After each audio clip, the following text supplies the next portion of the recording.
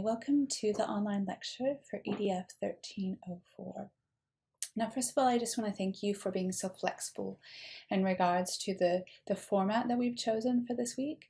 Part of that, as many of you know, is that we're supporting a colleague. And so because we would be gone for most of the Clayton lectures, we've decided to do the online lecture for all of EDF1304. So this week we're talking about belonging and engaging in classrooms. Now, if you remember for 1303, we talked a little bit about motivation. And in motivation, we talked about that there was very much the strong relationship between motivation and engagement.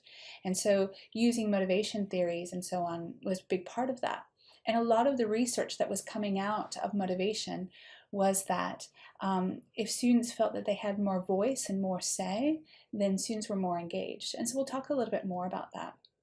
And then also having belonging, and that kind of connects to EDF 1303 when we talked about learning environments, not only the physical space, but how do we create positive spaces and community and positive environment that students feel that they belong to. So we'll talk a little bit about that. Now this PowerPoint will look at a few things here, but just before we do that, we're going to look at where we've been and where we're going. So of course we've talked about, what is teaching, what is curriculum, how well do we teach, so assessment. And then weeks 4, 5, and 6, and also the following weeks, we'll look at kind of the pedagogy. How do we teach? How specifically do we plan and collaborate? How do we provide classrooms that encourage belonging and engagement? And then next week we'll have the lovely Maria talking in the face-to-face lectures, so lectures and tutorials as normal. So in week 7, we're talking about teaching strategies for individual learning. So how do we teach to encourage individual learning? So this is kind of what to look forward to in this, this particular lecture, but then also what we're going to be doing next week.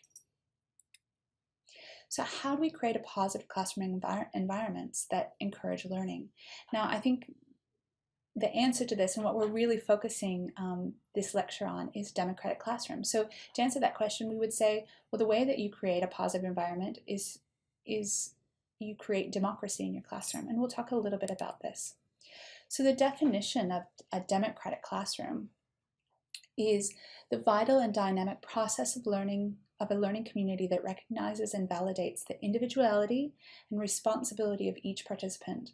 The community works cooperatively and reflectively, and the overall purpose is to engage individuals. So you see that some words have been highlighted here. So things like a learning community. At the end of this presentation, I'll talk a little bit about my own research and about my own exploration, investigation into this idea of a learning community. And this idea that democratic classrooms validates and encourages individuality and responsibility. And this idea that we've talked about last week about working cooperatively, and does that actually help us to engage students? So we'll talk about all of these things in as we discuss democratic classrooms. So first we're going to look at the theories. And a reason why we often talk about the theories in the lecture is because this is kind of that content heavy information. So while you'll be reading it in your books, we also want to kind of synthesize some of these theories so that you're not only reading it, but then you're actually watching it and hearing it in this video. So a democratic approach to education very much came with a lot of John Dewey's ideas in 1933, and there was very much a change to how, this look at teaching. So teaching was very much, the teacher is the center of the classroom. Everything that they do, then, they teach, and that's how learning happens. But John Dewey really kind of took this idea of, well, actually the students should be the center of the education. And that classrooms should encourage the development of empathy in others. So here we're really looking at kind of that social, emotional, and developing students as people, as humans. Classrooms that encourage independent thought. So that students should be able to think critically and independently. And that students should be able to, do some social problem solving. So be able to be put into situations where socially they're equipped, but also that they can problem solve in real life situations. And another part of John Dewey's kind of progressive education, because it was very progressive in those days, is this idea of cooperative and collaborative learning. Because at that time, it was very much the teacher talks and gives information and the students absorb that. So his ideas were extremely progressive in his time, but he really kind of laid this foundation in regards to what is not only student-centered education, but this idea of a democratic approach to classrooms, so that it's not just about the teacher, but it's also about the students, and the students have a big role and a voice within that within the education process. Now, your good friends Piaget and Vygotsky, which you learned a great deal about in EDF1304, also talked a lot about this idea of a democratic approach to learning. So in that way, they talked about things like better learning comes from active learning, so constructing meaning. So very much Piaget was the idea that, we construct meaning, and Vygotsky was also a constructivist in some ways, but also looking at the social and the historical sorts of things that were happening to kind of help students construct meaning. Another kind of idea that these two theorists had were the idea that there should be equal and positive teacher and student relationships. So instead of the teachers having all the power, there should be kind of equal power in the classroom. And it should be positive. Their kind of ideas of education were very much that students are positioned as critical partners in the learning process. These students and children are very much center of the learning process, and their role is just as important as the teachers. We also have Maria Montessori, and her ideas, and very much kind of took place a lot in the earlier years, but now there are a lot of Montessori schools and high schools. But this idea that students work with materials, and so instead of getting direct instruction, they actually discover information. They work with materials, they work with objects to kind of learn from them instead of just being taught how to do things. And also this idea that students have choice in activities and are free to move around the classroom. So this idea of choice and the freedom to move, very different from a lot of ideas of education that students sit in desks and they're told what to do. So these theorists very much kind of are central to this idea of a democratic approach to classrooms, because students are very much and have an equal voice, just as much as teachers, in the learning process. And that obviously teachers are part of that, but it is a very democratic situation, and that students have equal power. We also have this idea of democratic process, and I think for many of you, this is actually something that I've heard from a lot of students, is that behavior management. We want to know, how do we manage the classroom? And so when we talk about a positive environment in the classroom and a democratic process, part of that actually is being able to manage behavior. So if you want to have a positive environment, you have to actually have an idea of how you manage behavior. So these theorists, Dreikers, Glasser, and Rogers, very much looking at particularly the psychology of behavior, but they were looking at how do we manage behavior through a democratic process. So Dreikers was very much about that student behavior is based on the student seeking social recognition. So his big kind of understanding of behavior management was that teachers must understand the motive for the behavior.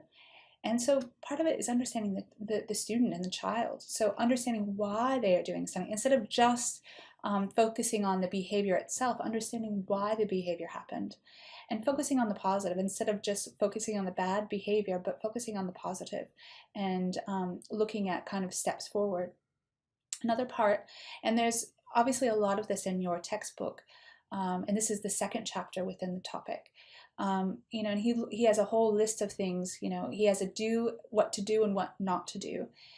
But one of the things that he also mentions is that teachers need to have clear expectations, and students need to have clear expectations. So it kind of goes two ways.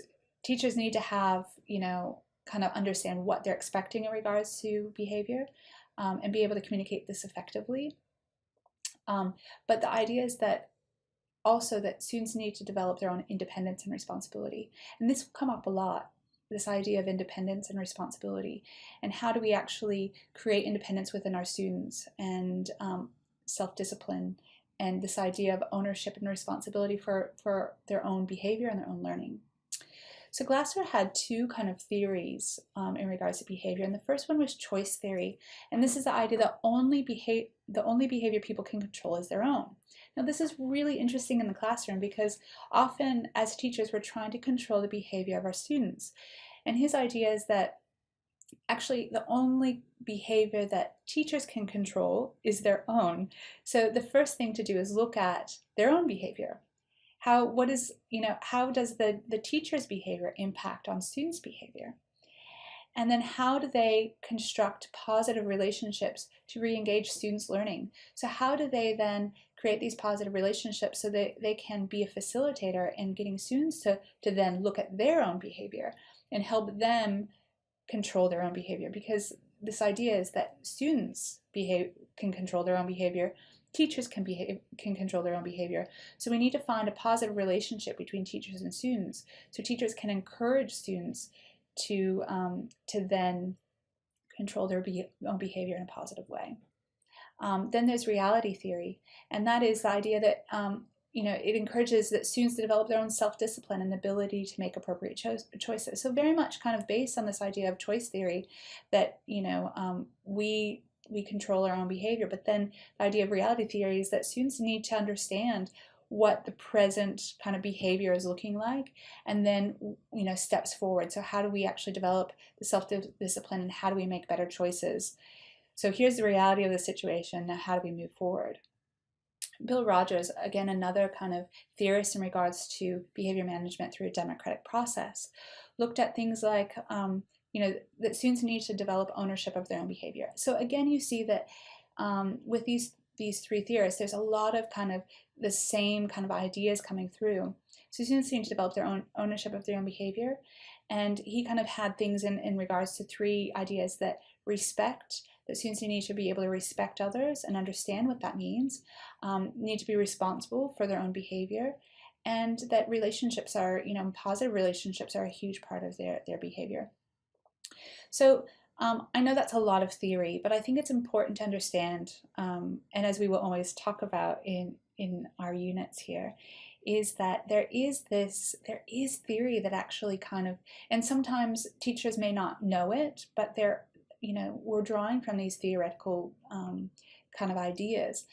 And I think one of the things that I take from it, particularly in this idea of behavior management, is that oftentimes with students we feel like we have to control behavior, and I think ultimately we are facilitators of students trying to control their own behavior and make good choices, and we create the kind of boundaries and the parameters for that, and we create an environment where a positive environment where students can then kind of be able to identify what they're currently doing and what steps they need to make to kind of improve their behavior and so on. But a part of these theories is that you have to know the students, and so there's relationship in everything that's discussed. You have to know your students, and you have to have somewhat of a rapport with them. And part of them is not telling them what to do all the time, but being able to kind of look at things from their perspective. Another thing that Dreiker also talked a lot about was this idea of teacher beliefs and styles. So we have these kind of two personalities. We have the autocratic teacher who makes all the rules, who makes all the decisions. And then we have the permissive teacher. And it's where there are no boundaries, and students have the choice to do whatever they want whenever they want, but there are no boundaries. And so I think the whole idea of a democratic classroom is finding kind of that middle ground and saying that no, you're firm about there are rules and things like that, but that part of this is that students have choice and responsibility. And we'll talk a little bit more about that and how we actually give students say in even regards to the rules, but that we have very clear expectations, and everybody understands those. So going back to this idea of creating a positive classroom environment, here are some things and kind of I see as some of the ingredients for creating a positive classroom environment. And when I say a classroom positive environment, I'm actually saying a democratic classroom, because I think what the research and the readings are saying is that if you want to have a positive classroom environment, you need to have some democratic principles kind of infused into your classroom. So I think first thing that would, obviously we've talked about before, but is this idea of cooperative learning. So cooperative learning, as we talked about last week, allows for student voice and provides opportunities for students to link learning to their own experiences.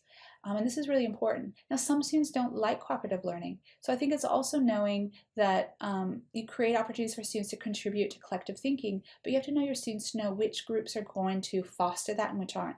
And I'm not saying you always put them in groups where they're always going to be safe, but it is also understanding that there are some students that group learning and cooperative learning is somewhat, they don't enjoy it.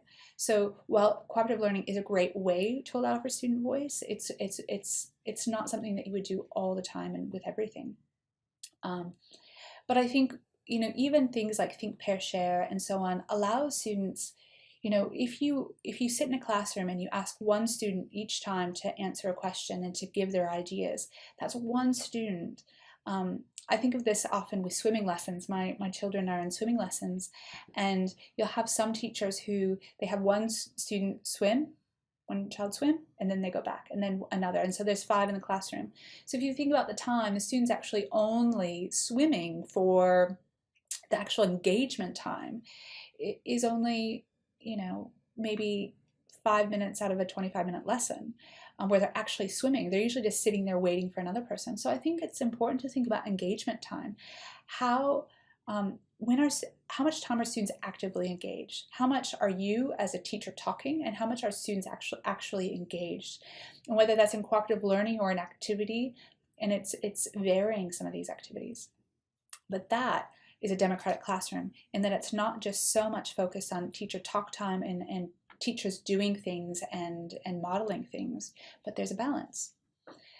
The other thing is celebrating difference and drawing out similarities. So there's a video that I've put along with this video, which I think is really powerful. Actually, one of my students in this class showed me this video, and I thought it was really powerful to say that, one, we celebrate difference. I think people fear being different. Children fear being different. But I think that even as teachers, we can celebrate difference and celebrate how amazing it is that you can be unique in particular ways. But we also show that we're similar in many, many ways. And even though we may look different, we may do things differently, but we are similar. And drawing out what things we are similar about, who likes this. And we kind of did this activity in the tutorials about finding things that we actually, all like, or things like that. And sometimes that was quite difficult. But I think it's really important. So do watch that video. I think it's a very powerful video. Another kind of, I guess, ingredient I would find, and these are, your book, particularly that first chapter by Larrabee, is really powerful in regards to just practical ideas of how to create a classroom, a democratic classroom that encourages belonging and engagement. So really do look at, there's some really practical ideas there. These are just, I'm drawing out some of the things that really resonate with me and things that I've done in my classroom. Things like a classroom code, and I use code instead of rules because rules has this, I don't know, as a strong word. So, classroom rules, but things that, students feel that they have, they contribute to. So when I was teaching in both in year 3 and year 5, we talked about, well, what are some of the things that we should have in our classroom? What things are important to us? And of course, I had certain ideas, things like, being respectful and, taking responsibility and, various kind of general themes that, of course, I felt were important. But it was really interesting in inviting students into the process. And because they were part of the process, they were actually more worried about people not, breaking the rules. And we also had this on a poster, so it was displayed.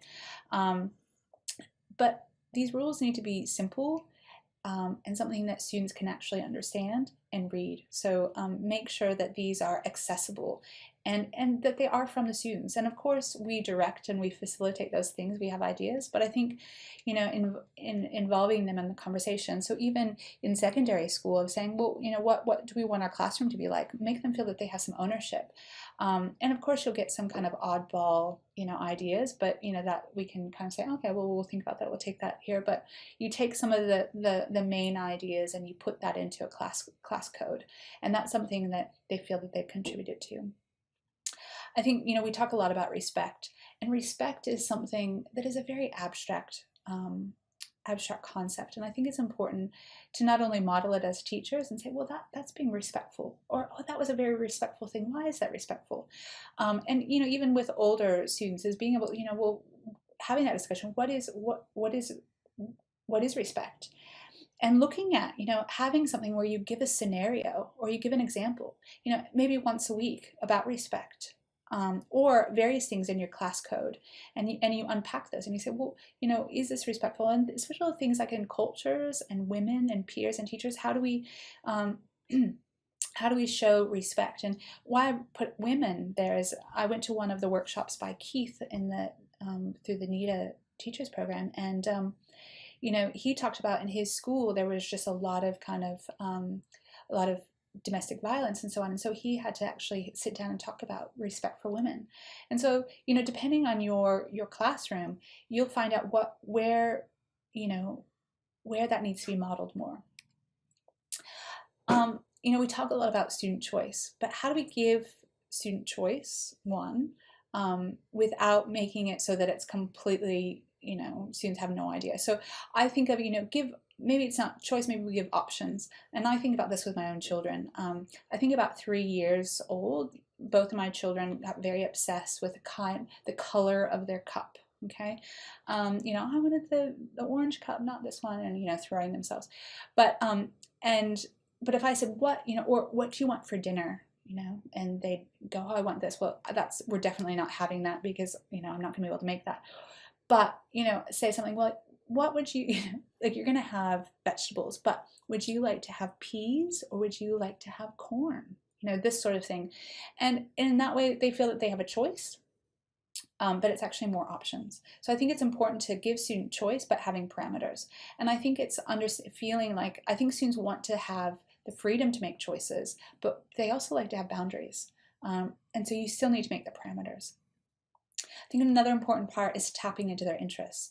And I think that your classroom can actually show that, what they're interested in, but you have to know your students to know what they're interested in.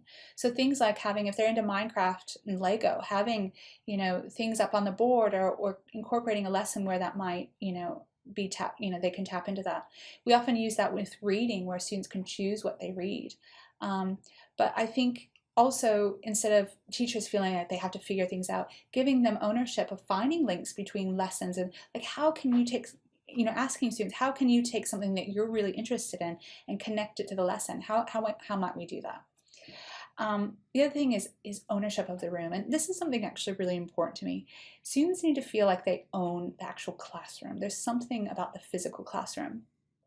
Now, I think I may have mentioned this I don't know if it was in my tutorial or in the lecture, but one of the things that I always did was I would take pictures of the students, and sometimes, you know, sometimes the schools will, for their school photos, have those, but we had a certain place in the classroom, and they'd go sit there and take a picture, and then I had all of these pictures printed, and so they were on my walls. So, and students, and even whether they're young or whether they're older, they love seeing themselves.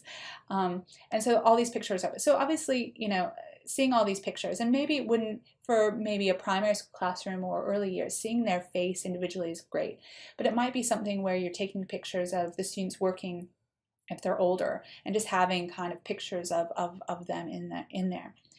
So, but it kind of served a dual purpose. I would actually take those pictures. So the first week I would take those pictures and I would just learn their names through those pictures, and have them actually on cue cards to learn their names. But I think having the room have ownership, where they feel that they've, you know, kind of like, why do people graffiti? They want to tag something, they want to mark something to say that they were there. And I think classrooms are really important for students to feel like they own it. So you need to find ways that students feel that they own it. Some teachers put a lot of student work there, and that's obviously some way, but you can think creatively of how you do that. Another way is things like interactive pin boards. So having pin boards where maybe students take opportunities to choose the theme or do things. A lot of teachers will have students' names up. Sometimes they're interactive so they can move things around, but have visuals up in your classroom. I know this can be a bit harder for secondary when you don't have your own classroom, but you can make little kind of, even if you're doing activities and you're putting things up on the wall and you have to take it back down for the next lesson. And then things like classroom and school responsibility, and this is where responsibility comes in. Things like recycling and picking up rubbish. One of the things in one of my schools is that when the bell rang at recess, everyone had to go and look for any kind of rubbish. And that was a school-wide thing that we did. Sometimes there'll be students that will be in charge of picking up the recycling. But talking to your students and saying, well, what sorts of things can we do, to contribute to our school, contribute to our classroom? What are some of the things that we can do? And having that discussion, what are some of the things that you think are important? And the last thing I want to talk to you about in regards to, things that I think are important is I think it's this idea of focusing on kindness. And I know I sound like a primary school teacher because I am, but I think kindness is really important. And even with my own children, I use that a lot by saying, well, was that a kind thing to do? What could be a kind thing that you would do? So I think kindness is a really important, I feel that it's a really important part of classrooms, and this idea of serving others and the community. So I think rewarding kindness in your classroom, I think that's a really important thing. Reward kindness, and whether that's through you do kind things and you put little tokens in a mason jar and then at the end say get a pizza party or something. But rewarding kindness I think is important, and that's so behavioristic, by the way. You get a reward, you do this and so on, but it works, and you reward kindness. So it's focusing on the positive, not about negative behavior. And also things like students choosing a community or school project, something that they want to do to give back. There's something very freeing about, whether you're a good child or a bad child, when you actually do something that helps others. That's a really amazing feeling. And I think it's, finding something that students can have ownership of, that they give back to the community or they give back to the school. All right. Actually, one last thing I did want to mention too is that I didn't mention before was this idea of using rituals, and we talked about this in the book a little bit. But I think using rituals is also a very positive way. And when I say rituals, I mean it might be, there's some examples in the book, but it could be a little chant. Your students can make it up. There's some little silly chant that as soon as they walk into your class, you do this. Or, I used to use, in one of my classes, I used a quote. Every day I started a classroom with a quote. And then students would put in things that they, a favorite quote that they had. And that was for older students. Things like a song. Schools often start the school day with music. So, having this thing and having students have ownership of that is really important. Okay.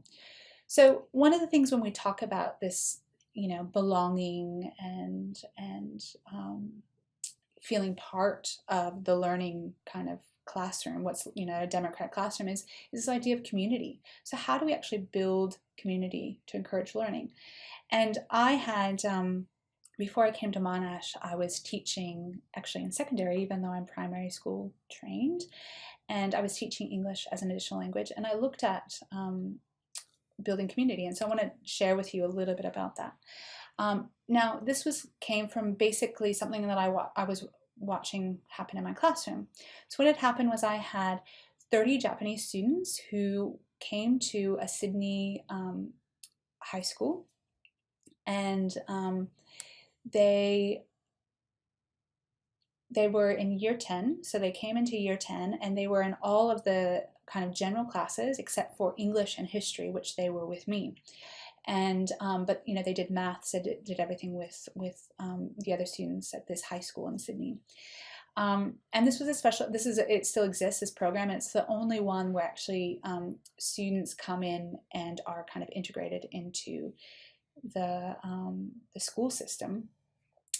But one of the things that I found is that when they were in my classes, because they were all together, they would obviously just talk to each other in Japanese, because that was their, that's how they would normally communicate if they were back in Japanese with each other, would be Japanese, because they all came from the same school in Japan.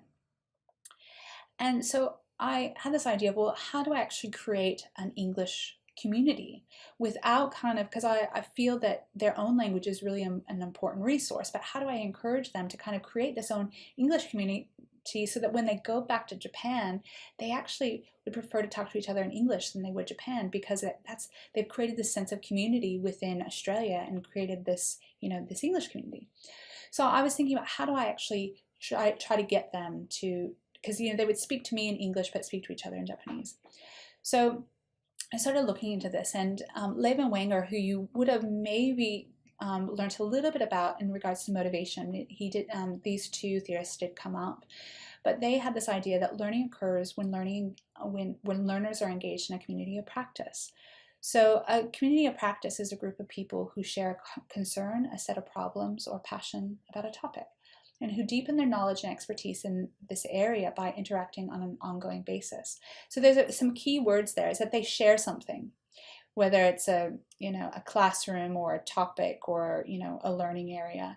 But they and another aspect is that they actually do want to deepen their knowledge. That's an important thing. But they do this by interacting on an ongoing basis. So this idea is that learners move from kind of apprentices, not knowing much, to full members within the community. So there's some students or the teacher who may have more expertise, but they move from kind of what they call peripheral membership to full membership. And you have, so I thought, well, how do I do this? How do I create this? How do I get these students, some with much, their language in English, their ability in English is not very strong. So how do I move them from getting them to engage with each other in English? So I decided I was going to try to use Edmodo. So creating this, what I call a virtual community of practice using Edmodo. Edmodo is like Facebook, but for education.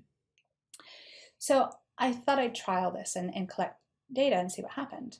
So what happened was I would use it to I put a post on Edmodo. So very much like Facebook, you can post and you can then respond and so on. And so I found that students wouldn't really use it. So I would go in and I would ask them a question, or I'd make them do a task on there. And so in the beginning of the year, it was very much just me posting things, and then maybe the students would comment, but they'd never comment on each other's posts. So then I thought, well, this isn't really working. So then I tried to kind of create some tasks that they had to do. So they had to do discussions, and each student was in charge of a discussion each week. And then it really changed once the students had a bit more control. And so they chose what discussion, they chose the topic, and they started doing this. And then increasingly, the numbers of replies were big. And it wasn't just like they were interacting, so it wasn't just one response to one post, but it was several responses. So people having a conversation with each other in one particular post. So of the total of 183 posts that were posted on Edmodo, 86% in the end ended up being generated by the students, and only 14% by the teacher. And by the end, I almost didn't engage at all in it, because the students started just asking questions. So things like, oh, does someone know the homework? But the idea was that everything was in English. So this was just one kind of way to kind of connect research, was how do we actually, create a sense of community. So I've tried to keep this lecture as kind of condensed as possible. So you can go back and you can listen to these things, but really make sure you read your textbook, and particularly that first one, because I think there's some really practical ideas. And I know sometimes we don't give you as many practical ideas as you would like. So really kind of enjoy that and take that with you. So do please come to the tutorials. We're going to be working in your presentation groups and talking about the presentation. But this lecture I hope also that you take, particularly from the theories, is that when you're analyzing your videos, maybe you can identify some aspects of democratic classrooms. Maybe you can identify some behavior management strategies. Maybe you identify rituals. Maybe you identify some of these things. So do make sure that when you listen to this, you can link back to some of this information and think when you're doing your presentations and when you're writing your essays, that you can link back to the theories and these that are maybe underpinning the teacher's practices. All right, have a lovely week, and we'll see you in your tutorials. Bye.